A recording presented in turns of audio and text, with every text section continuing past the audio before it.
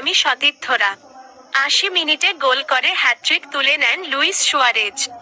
শেষ মুহূর্তে গোল করে ব্যবধান ৬-৪ করেন রদ্রিগো দি পল।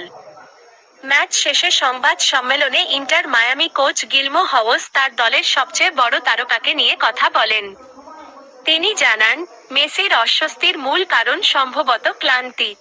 আরও পড়ুন, নেইমারের জন্য নিরপেক্ষ, নন মেসি দেখতে চান ব্রাজিলের বিশ্বকাপ দলে। ৯ মে ২০২৬ নেইমারের জন্য নিরপেক্ষ, নন মেসি দেখতে চান ব্রাজিলের বিশ্বকাপ দলে। হাওস বলেন, এ মুহূর্তে এ বিষয়ে আমাদের হাতে কোনো মেডিকেল রিপোর্ট নেই, তবে শিগগিরই সেটা পাওয়া যাবে। যতটুকু জানি, ও খুব ক্লান্ত ছিল। এটা মূলত ক্লান্তিজনিত ব্যাপার। মাঠও বেশ ভারী ছিল। আর এমন পরিস্থিতিতে সন্দেহ থাকলে সাধারণত ঝুঁকি নেওয়া হয় না।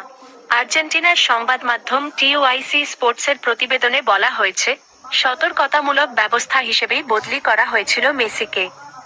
মূলত হ্যামস্ট্রিংয়ের টান অনুভব করাই আজ ঝুঁকি নিতে চাননি তিনি। তাই জায়গাটিতে বাড়তি চাপ না দিয়ে নিজেই মাঠ ছাড়ার সিদ্ধান্ত নেন। এখনো বিশ্বকাপের দল ঘোষণা করেনি আর্জেন্টিনা। তবে বর্তমান চ্যাম্পিয়নদের হয়ে মেসির খেলা প্রায় নিশ্চিত বলেই ধরে নেওয়া যায়। আগামী ১৬ জুন যে গ্রুপে আলজেরিয়ার বিপক্ষে ম্যাচ দিয়ে বিশ্বকাপ অভিযান শুরু করবে আর্জেন্টিনা। এবার বিশ্বকাপ শুরু হবে ১১ জুন। আয়োজক দেশ যুক্তরাষ্ট্র, মেক্সিকো ও কানাডা।